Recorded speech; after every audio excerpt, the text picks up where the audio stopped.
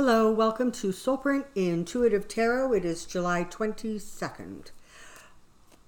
I'm glad you're taking a moment to spend some time with me. I have a question. And my question is, well, it's kind of twofold.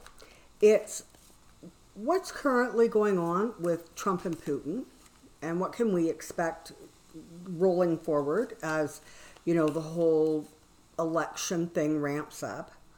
And connected to that question is the question, how secure is the voting systems?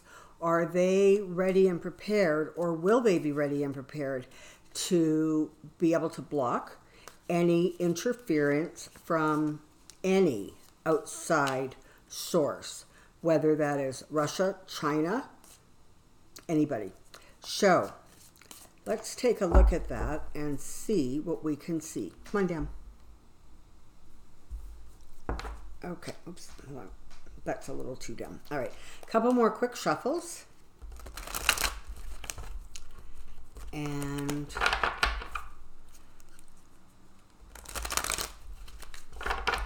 take a look at the situation. So, Trump, Putin elections, Trump, Putin elections, Trump, Putin elections.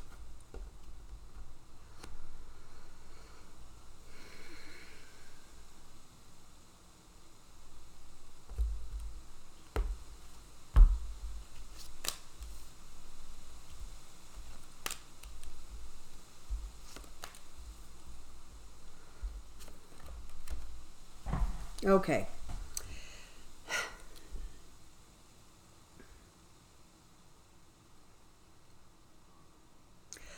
Trump has become, I almost want to say, okay, this isn't exactly a news bulletin, but Trump is becoming more and more delusional, more and more unhinged about his power. He's inching to a place where he actually believes that everything that comes out of his mouth is brilliant and insightful.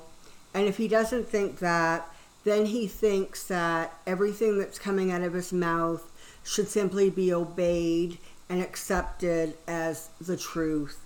And if he doesn't think that, then he thinks that all of the spinning he does about any given topic is sufficient to distract. So he has these kind of parallel illusions running around in his head. And, you know, in some ways it's not really a new way for him to be. I mean, for years he thought he was successful. For years he thought he was, you know, filthy rich. For years he thought he was a real ladies' man. All wise, all of them. Not true, but he believes it.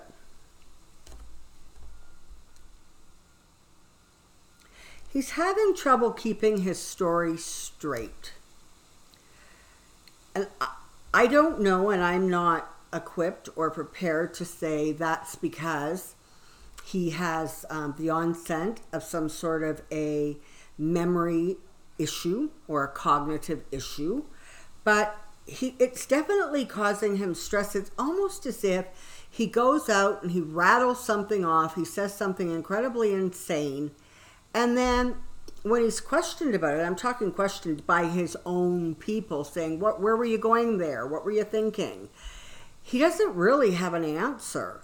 It's like he really doesn't quite remember what was said or what he meant by what was said. Because at this point, he really is just revving off of energy that boils down, a perfect illustration. It boils down to hope and fear, right? I believe I can do this. I want to do this. I'm destined to do this, yakety yak. And wait a minute, people aren't loving me. I'm not getting the adulation I think I should be receiving. People are actually having the nerve to question what I say. I'm not liking this. So it's a really interesting sort of dichotomy that goes on with this guy, because he it's almost like he has one foot in two, different spaces. On the other hand, you have Putin. Okay, so these cards are pertaining to Trump. Here we have Putin. So what we have here with Putin is, somebody who is watching from across the water. He is watching what is going on in the United States. And the United States is not his only target. It is not the only place he is interested in attacking, causing struggles, civil, unrest, people being angry with each other. He really has sort of almost like found his stride with this sort of causing such a tearing apart within countries. For this moment, that's kind of his newest trick. It's the newest toy in the bag. But he is very secure in his role as of right now and his place. And in some ways, he truly believes that this is his mission. This is his purpose. This is his reason for being. He believes that he has the power and the ability, the strategic thought processes, and a heart so cold it's frozen. He has absolutely no compassion in him. He has no sensitivity in him. He is just as mentally defective, psychologically defective, as some other people that we talk about. So he also is coming from a place where, it's very easy to be brutal if you have no response to being brutal. If to you it is just perfectly normal and acceptable behavior, and it is the platform from which you function. And that very much is where Putin comes from, and he sees it as his great strength. He sees himself as the ultimate strongman, not just a strongman, but the prince of strongmen, the king of them. He sees his strength as far superior to anybody else's on the globe. And because he thinks that way, he just sort of presents that energy. He pushes that energy out, and people kind of end up being entrapped by it. Very much the same way Trump uses statements like, and you know it too, and you agree with me, and as you have told me, many people agree with me. He has a way of conversing that puts you in a position where either you are going to literally push back on every single statement he makes, or just for sanity, you almost have to kind of pick and choose your fights and pick where you're going to push him, right? And so what ends up happening is the things he says that are bold-faced lies, they end up becoming entrenched as truth, because nobody can possibly constantly fact-check this man to his face. And more, when that happens, he becomes volatile and angry, and he acts, like a 2-year-old, and that's probably a bit of an insult to the average 2-year-old. So, what's this card about? This is about something changing and changing quickly. Okay, we've got a lot of burdens and we've got a lot of indecision. So,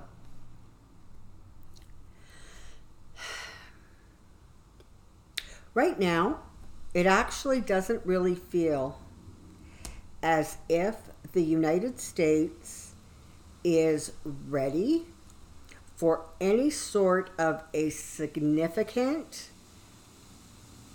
election interference it doesn't feel as if they are ready. Will they be ready in time? Will they get it? Will they, protect the system? I think they're going to be able to come close. And in part, it's almost like Putin sitting there saying, I really don't have to do that much, because Trump is doing it really well, almost without my interference.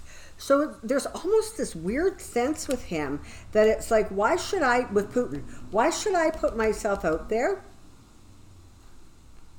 and face recriminations from other people, having myself and my country attacked or, insulted or whatever, when he's doing it himself. So it's like, I'm going to just sit here. I'm going to, just sit quietly. And I don't necessarily need to take every opportunity. I don't need to take every chance to get what I want, because Trump is doing such an amazing job at dividing this country, spewing hatred, ramping racism up to levels I'm sure, although I don't know because, again, Canadian, but I'm sure have not been experienced probably since the 60s, and if not before then. I mean, there is just this real sense that Trump is unleashed. He is pushing forward without almost any regard for the burden he's carrying, whether it's important, whether it's helpful to him, whether it's going to work to his advantage. He doesn't care. He is now mentally in a place where he is just ranting and raving and thinking he's brilliant, and he's not so much. So Putin's kind of sitting back going, wow, buddy, you're doing my work for me. You're doing my job. It's making it really easy. So maybe I'll, do a little tweak here, and I'll watch things from overseas, and I'll see what's going on. Maybe I'll push a little bit of money towards certain causes if I, keep it hidden, and dark money, being swept under rugs and carpets so that it's not found. I can do some stuff, but honestly, again, the mercenary card, right? Writing in, will do what it takes.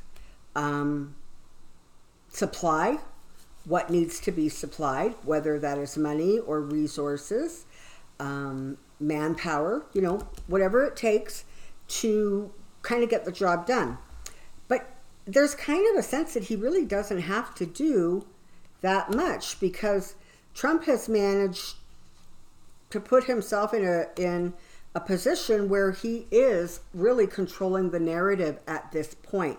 Now, I'm not suggesting that Russia isn't going to interfere. I'm not suggesting that there are Russian bots out there who are primed and ready to jump into action and do their job. I'm not suggesting that is going to be misinformation, flowing through the internet at alarming rates. I'm not saying any of that, but what I am saying is, from this layout, it appears to me that really Putin's interference is going to be significantly less going forward than it was in 2016. Wasn't particularly effective in 2018. I don't think he had a big sort of footprint in on that one. And there are certainly other countries that you probably should be concerned about, right? Who may very well be interfering. But interestingly, it's just this sense of, I don't really have to do much because Trump's doing all the heavy lifting, right? And in some ways, he's like the perfect puppet, because at this point, his brain is revving. He's not rational. He's trapped in his delusions and illusions. And so he doesn't have a sense anymore when he is skating close to the edge, right? Because over the last couple of years, he's been allowed to skate so close to the edge, and nobody pulls him back. Nobody said, Mr. President, or Trump, you ass, that's enough. And so he believes that he literally can get away with anything. So let's just take a look at these two cards, because this sort of, tells the story about what we're looking at in terms of 2020. As most of you know, the Fool is one of my primary Trump cards. And of course the Tower, and I'm sure most of you know what the Tower represents. It means literally something falling down, something crashing down, something being destroyed or ended that was built on unstable ground. And so this is what is coming down the road for Trump. Is it coming for the 2020 election? Yes, it is. Is it coming before that, I wonder? Is he going to become more erratic and more, yeah, he is. Okay, so he feels that he is just master, right? I mean, not even king, but like emperor. He wants justice the way he wants it served. He wants people punished who don't love and adore him. He wants to make sure that people who he feels he should save, and there are very few, that he has the power to step in and say, no, you can't go after that person because he's my fill in the blank, son, daughter, friend, whatever. He's going to continue to move forward into the insanity. He really is. He's just going to continue to move forward. And part of it is that he's become aware of the fact that the Trump brand and he himself personally has actually lost money. Now, Ivanka and Jared, I think they're kind of like in a different category. I don't see them actually losing money, but Trump personally and kind of the Trump brand has really taken a hit in the last, 2.5 years. And financially, a lot of his trademark enterprises are losing money. And so what you're going to see, aside from the sort of insane behavior taking hold, is also more sort of corruption and greed and more pushback against his finances, what his money does or doesn't do, where it is or has been. There's going to be a lot more anger and resentment about that as things continue to unfold, and they are going to. Those financials are going to get released, and you know what? Honestly, whether it comes from Mnuchin and the department, the Treasury Department, or whether it comes from New York State, where they have, created a new law that allows those taxes to be released. But as more and more information comes out, he's going to become more and more erratic. And this, of course, is my other card for Trump. So what we have here, we have Trump and his fall, Trump and his money, Trump being completely focused on what he wants, what he owns, and what he believes is his right. And he really does believe that he is the king, and all of the assets of the country are his to distribute as he sees fit, and as a result of that, also to keep and funnel as he sees fit.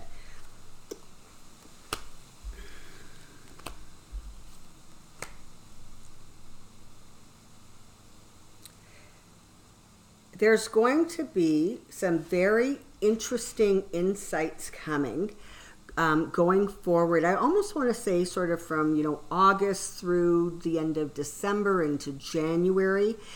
It feels very much like it is going to be a time where Trump becomes more and more erratic as he is in this futile dance to push everything away from him and control everything and keep everything under wraps. It's not going to work for him. More information is going to come out, more information about family and the business and money. More people are going to start talking and kind of giving up some of his secrets and some of his lies. And as that sort of whole thing unfolds, you have a situation where he's just going to become more and more erratic. There are people watching over him. The GOP are going to stand by silently and really do nothing because that's the role they have decided to play. But he's coming down. And again, I've said this before, I repeat it again, I cannot see with consistent clarity whether Trump gets taken out of office or leaves office before kind of the 2020 elections really ramp up and draw close, or whether Trump is going to run and be defeated. I don't know. I can't answer that. I will continue to work at trying to get some clarity on it. Honestly, at this point, it really feels as if that answer is very much up in the air yet. He's not, look for him. In any other person, I would say look for him to retreat a little bit. Look for him, to not be feeling well, sort of disappearing from the scene a little bit. But in this instance, I'm actually seeing it more as him continuing to stay in the place he's in. So he's not going to ramp things up. He may very well, he's not going to ramp things down. He's not going to retreat. I see it very much as he's going to push forward and push forward until he really is the only man standing in that horrible, dark, dark tunnel. So, long answer short, we've got Putin, who, yes, he's on the scene, and yes, there's going to be some interference, and no, at this point, I do not think that the election systems are going to be actually strong enough to sustain any sort of a significant attack. I'm also not convinced there's actually going to be a significant attack, because very clearly, Putin can sit back and watch Trump do what Trump does. And again, Trump made the mistake of thinking that Putin wanted Trump to win. That's not what Putin wanted. Putin saw Trump as a useful puppet, so it was really helpful for him to be in office. But there is nothing that Putin is going to do that is going to solidify Trump and his ridiculous mission. Putin got his goal. He caused so much divisiveness in the United States. He has literally ripped what was already kind of a fragile seam apart. And so his work is done for right now. He can sit back and just, chill out. And as for Trump, more secrets, him feeling more trapped, thinking that he's brilliant and he's not. No one can save him. No one can keep him balanced. So, Trump, buckle up. It's going to be a bit of a rough ride. Stay focused. Don't get distracted. That is part of what he does. When he doesn't like something, he just kind of pivots. So just stay focused, stay positive, stay hopeful. Know that it is the power of the people of the United States who are going to mobilize, who are going to start getting much more vocal without violence about some of the things that Trump is doing and kind of making a lot more noise about what is and is not acceptable as a country. I promise you, when I saw that tape of those crowds in North Carolina, I hope I got that right, chanting what they were chanting, even though I firmly believe that like a whole big bunch of them were actually paid and brought in, something in my heart broke a little bit. It really did, for your country, because it's going to take a bit of time now to bounce back from that. But you're going to. Trust me, you're going to. And you're going to come through this stronger and happier and frankly more involved, so that you can, as a country, make decisions about what your country should be, what you want it to be, and what it looks like going forward. So, for now, take care, be well. I'll see you real soon. Bye.